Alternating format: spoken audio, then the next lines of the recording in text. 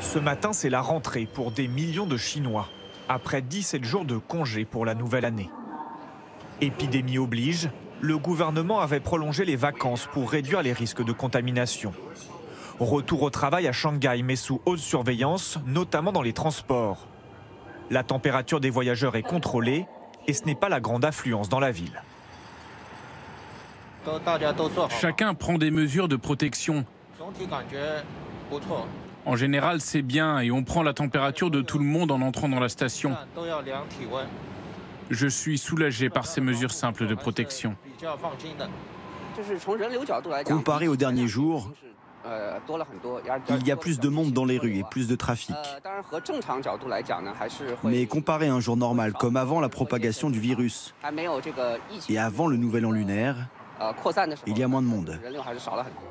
Chaque jour, le bilan du coronavirus s'alourdit. Il a contaminé au moins 40 530 personnes dans le monde, 910 en sont mortes. Un décompte plus important que lors de l'épidémie du SRAS en 2003. L'Organisation mondiale de la santé est sur le pied de guerre. Elle a envoyé des experts hier pour enquêter sur l'épidémie. Sur place, dans la région du Hubei, foyer du virus, la situation pourrait s'améliorer. Il y a une stabilisation dans le nombre de cas rapportés dans le Hubei et une période stable de 4 jours, pendant laquelle le nombre de morts ou de cas diagnostiqués n'augmente pas. C'est une bonne nouvelle. Mais il est encore trop tôt pour savoir si le pic de l'épidémie est passé. Et l'OMS reste prudente.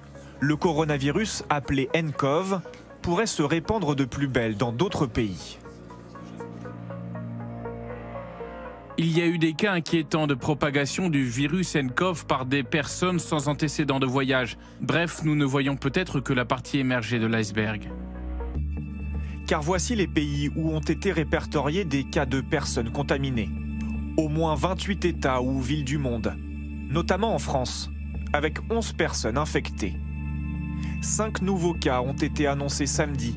4 adultes et un enfant de 9 ans, une famille britannique qui a résidé dans cette station de ski des Contamines-Montjoie. Les enfants qui sont asymptomatiques, c'est-à-dire qui sont en bon état général, on va vous demander d'attendre un petit peu. Sur place, opération dépistage pour une centaine d'enfants qui ont été en contact avec le jeune malade britannique. Certains parents sont inquiets. Les enfants toussent pas mal et tout, donc c'est vrai que forcément on y pense. Les 21 premiers résultats des tests sont rassurants. Aucune contamination. Les autres analyses sont attendues dans la soirée. Pour la ministre de la Santé, la France est loin de l'épidémie.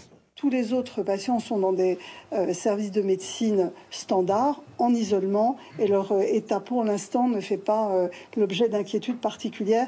Il y a d'ailleurs probablement 1 ou 2 patients qui devraient sortir dans la semaine. Mais pour ces autres Français, direction la quarantaine. 35 ressortissants ont atterri hier en provenance de Wuhan en Chine. Ils vont passer 14 jours à l'isolement. Même sort depuis une semaine pour les passagers de ce bateau de croisière dans le port de Yokohama au Japon. 135 cas de personnes touchées par le coronavirus ont été détectés. Ce couple de Français raconte son quotidien dans sa cabine. Nous avons le port obligatoire du masque. Les échanges sont réduits au minimum. Nous sommes inquiets, mais on est 2, on en parle, on pleure, on a une famille qui est proche.